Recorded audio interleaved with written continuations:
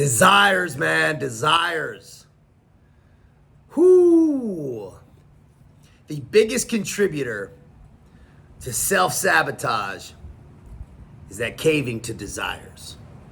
Let's break down desires. What is it? We all intuitively know what desires are, man. It's things we want. Now, there's two types. There's things we desire in the positive, and there's things we desire in the negative. So we're gonna focus on those negative things, right? We're not gonna talk about desires or goals and things we want to achieve, right? Those are good. And we'll break that down in another video. What does that look like exactly? But the desires we need to be super cautious of, cognizant of, and aware of are those desires that can lead to our destruction. Those desires that lead to our downfall.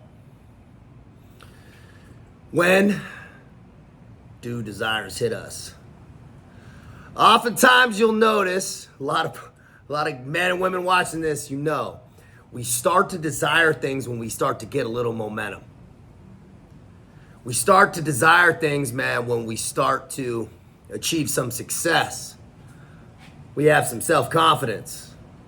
We're thriving even.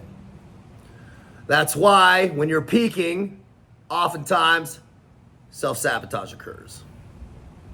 The desires, the external influences get stronger. We get a little more money. We get a little more cocky. We get a little more momentum. We get a little ahead of our skis, and then we eat shit. Fucking yard sale, man. Yard sale. Once we become aware of it, it becomes much easier to manage. Once we start to dissect and notice our desires as they're happening, we can start to control them. A man who's a slave to his desires is always a slave. You're never going to rise above if you just keep caving to. Also, and you're never not going to have desires. Desires of the flesh, drugs, women, whatever. Things that are pleasure seeking, desires that are pleasure seeking.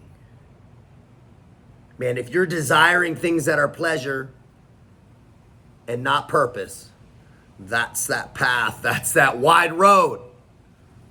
That's that well-traveled wide road, because right, narrow is the path, narrow is the gate. That's challenging.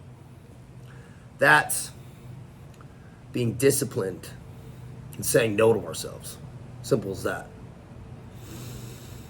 Every small decision matters. Man, you decide to take that left into that chick's house or take that right into that drug dealer's house. The rest of your life is different. Something might not happen then, but what's the butterfly effect of it? What could you be doing instead? Now, I'm all about tools. I'm all about application and tools. What works for me, man? Man, I still have desires. Man, do I? Right, as the success comes also, man, there's more distraction. More things come your way.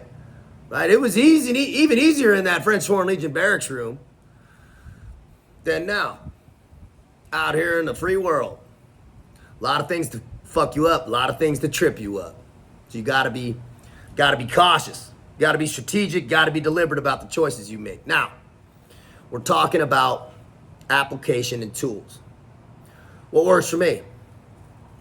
Whenever I find myself in that low vibrational state where we start desiring, that's when it always happens. I go, all right. I recognize it. I don't deny that it's occurring. That's one piece. Don't deny that it's occurring. Right? That's because you're just living in denial. Be self-aware. Okay. Now, I immediately divert that feeling or convert that feeling to, what am I procrastinating on right now? Okay, I might do that still. This is the psychological game I play on myself. I might do that still. But after I complete A, B, and C. And those could be tasks that I've been putting off, right? Until I'm done with all these things I'm procrastinating on, I won't do that one thing. I'm not saying I won't do it. I'm saying I'm not going to do it until all these things are done. And guess what? I always run out of fucking time. Always run out of time. Because it's my belief that the universe actually creates, our life's actually pretty simple. If we stay choosing the correct choices, your life should go in a very relatively smooth path. A lot of the problems we create are self-induced. Yes, there's external traumatic things that happen, but be honest, in our lives, most things that are chaotic are self-induced. Many things, I should say. So let's eliminate those things. Imagine what your life would be if you had never taken back steps.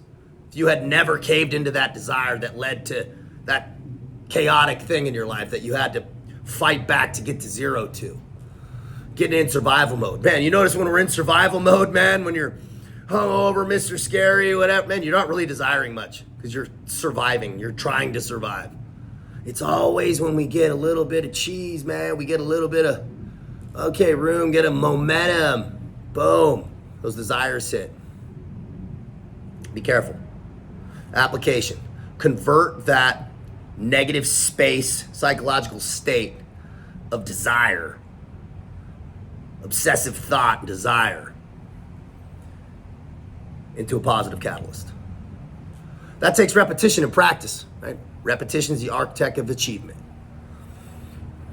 Negative stimulus, negative catalyst, positive result. Negative stimulus, positive catalyst. Move it, convert it, then hit that on rinse and repeat. Imagine what your life would look like if you took some negative thought, desire, state, and immediately converted into some actionable step towards progress. Man, that's a superpower, man. That's on some superpower level shit. Practice it. It's not easy. I'll tell you, it's not easy. Be careful of those negotiations. It's oftentimes you'll notice, when am I leaning towards caving toward desire? Or when is desire calling my name, man? We start those negotiations. Yeah, I can slam that dope, or man, I can just do this, and yeah, maybe that one time.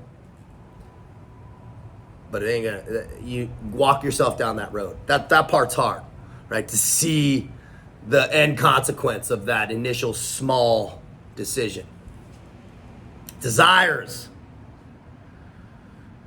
Whew, that's a powerful, powerful, primitive state, primitive emotion, primitive drive, desire. So it takes massive conscious discipline to combat it, to manage it, to convert it to something that works for you, something that builds you, something that makes you progress. Be cognizant of those desires. Be self-aware of what yours are. Recognize them. Get better and better and better at noticing them. And then make that correct call.